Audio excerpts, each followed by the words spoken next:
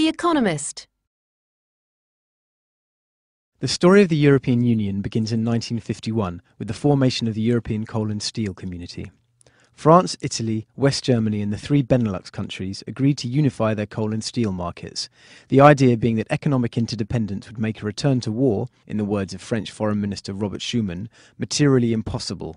The GDP of the six members rose steadily as the effects of the community rules on industrial production and trade began to kick in. 6 years later, in 1957, the six countries signed the Treaty of Rome, creating the European Economic Community. In 1961, the United Kingdom, along with Ireland and Denmark, applied to join, but France's President Charles de Gaulle vetoed Britain's application. It wasn't until 1973 that the EEC enlarged to take in the three countries.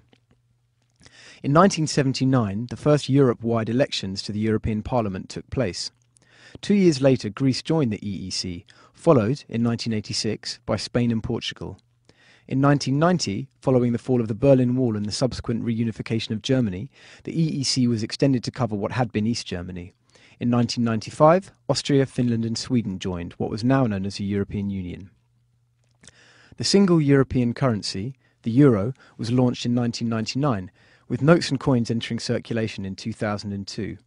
In 2004, the EU saw its biggest expansion yet, taking in 8 former communist countries of Central and Eastern Europe, along with Cyprus and Malta. Romania and Bulgaria followed in 2007. In the 12 countries that joined in 2004 and 2007, the accession process has brought real benefits. According to the European Commission, between 2000 and 2008, the process contributed an average 1.75 percentage points to annual GDP growth in these countries. The Commission also says that enlargement has brought economic benefits to existing EU members as new export markets opened up. Today's European Union contains 27 member states, ranging in size from Germany down to Malta.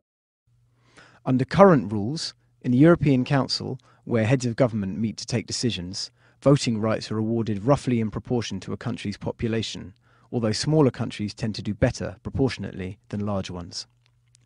The future of EU enlargement is uncertain. 3 countries, Croatia, Macedonia and Turkey, have had their applications to join the Union officially accepted.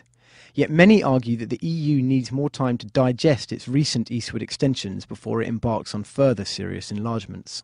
Of the 3 official candidates, only Croatia looks likely to join in the near future, probably at some point in 2011. Negotiations with Macedonia are being blocked by Greece, which has concerns about the former Yugoslav republic's name. Turkey's movement towards accession has stalled owing to concerns among senior European leaders over whether it belongs in the EU at all. Iceland, whose economy was wrecked by the financial crisis, applied for EU membership in 2009 and hopes to join relatively quickly. EU membership remains an aspiration for the countries of the Western Balkans. Albania, Montenegro and Serbia have all applied for membership. Bosnia and Kosovo are some way off yet. Further east, the issue becomes murkier.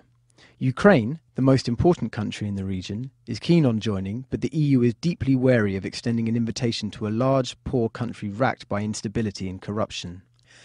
Equally, some politicians in the countries of the South Caucasus, particularly Georgia, aspire to EU membership, but there is no real prospect of this in the short or even medium term.